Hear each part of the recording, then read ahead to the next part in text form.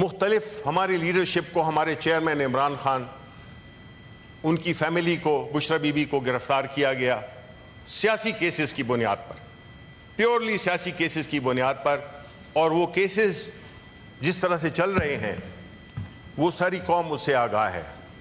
کل جو سب سے شرمناک واقعہ ہوا کہ صرف اکتفا اس پہ نہیں ہوا کہ اس پارٹی کا سمبل لے لیا جائے، اس پارٹی کو ہر طریقے سے ایک بین نہیں کیا، باقی ہر طرح سے اس پہ جو بھی اس کی لیڈرشپ کو، اس کی ساری ایکٹیویٹیز کو بین کیا جائے.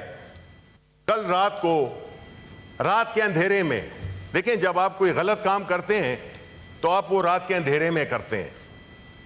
پاکستان تحریک انصاف کے سینٹرل آفس پہ جس طریقے سے اس کو گرایا گیا، جس طریقے سے وہاں پہ لوگوں پہ لاٹھی چارج کیا گیا، وہاں پہ ہمارے اسلام آباد چیپٹر کے جو پریزیڈنٹ ہیں ان کو، عامر مغل کو گرفتار کیا گیا اگین آن پولیٹیکل کیسز.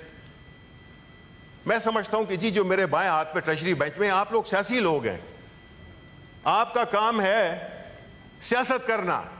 آپ طاقت سے سیاست نہیں کر سکتے ہیں. آپ ہماری پارٹی کا سمبل لے سکتے ہیں، آپ ہمارے چیئرمین کو اندر کر سکتے ہیں، آپ ہمارے دفتروں کو گرا سکتے ہیں، آپ ہمارے گھروں پہ دھاوا بول سکتے ہیں، لیکن اس ملک کے جو 25 کروڑ عوام کی میجورٹی ہے ان کے دلوں سے عمران خان کا نام کی محبت کو آپ صاف نہیں کر سکتے. آپ جو بھی ظلم و ستم کر لو یہ لکھا جائے گا. جو آج بیٹھے ہوئے ہیں اور بڑے اس سے اطمینان سے بیٹھے ہوئے ہیں کہ جو کچھ ہو رہا ہے یہ ہمارے ساتھ ہو رہا ہے، دیکھیں یہ صرف ہمارے ساتھ نہیں ہو رہا. فراز صاحب نے کہا تھا میں آج ضد پہ اگر ہوں تو خوشگمان نہ ہو، چراغ سب کے بجھیں گے، ہوا کسی کی نہیں. ٹھیک ہے، یہ سمجھتے ہیں کہ جو کچھ بھی ہو رہا ہے یہ ان کے ساتھ ہو رہا ہے اور یہ شریک ہیں، یہ ان کے ایما پہ ہو رہا ہے. یہ ایک سیاسی طور پہ مقابلہ نہیں کر سکتے پاکستان تحریک انصاف کا، پاکستان تحریک انصاف کے نظریے کا، پاکستان تحریک انصاف کے چیئرمین عمران خان کا. تو یہ اس اوچھے ہتھکڑوں پہ اتر آئے ہیں. بڑا افسوس ہوگا جب یہ کل تاریخ لکھی جائے گی، جب تارڑ صاحب اور باقی جتنے بھی ہمارے کولیگز ہیں ان کے پوتے اگلی جنریشنز پڑھیں گی تو وہ دیکھیں گی کہ کس کا کیا کردار تھا، کون طاقوں پہ رہا، کون سر راہ گزر. شہر کے سارے چراغوں کو ہوا جانتی ہے، کوئی بھی شبہ نہیں ہے، تاریخ کسی کو معاف نہیں کرتی ہے. جو فسطائیت، ظلم، جبر آپ نے شروع کیا ہوا ہے اور یہ all this is happening under your watch.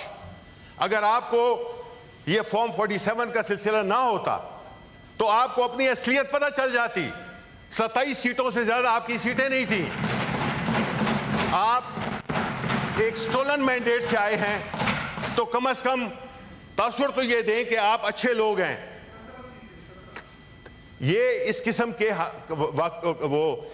کی حرکتوں سے، اس قسم کے ہتھ کنڈوں سے آپ پاکستان کے عوام یا اپنے ووٹرز کی دلوں میں جگہ نہیں بنا رہے، آپ نفرتیں پیدا کر رہے ہو. آپ ایسی حرکتیں کر رہے ہو جس سے کہ نہ تو اس ملک میں جمہوریت، نہ اس ملک میں ووٹ کا تقدس، نہ اس ملک میں جو رواداری ہے وہ پنپ رہی ہے.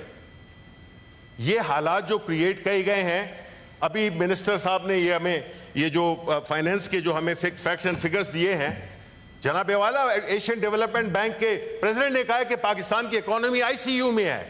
پاکستان کی جو فورن ڈائریکٹ انویسٹمنٹ ہے 50 سال میں پہلی دفعہ جو ہے سب سے کم ترین ہے.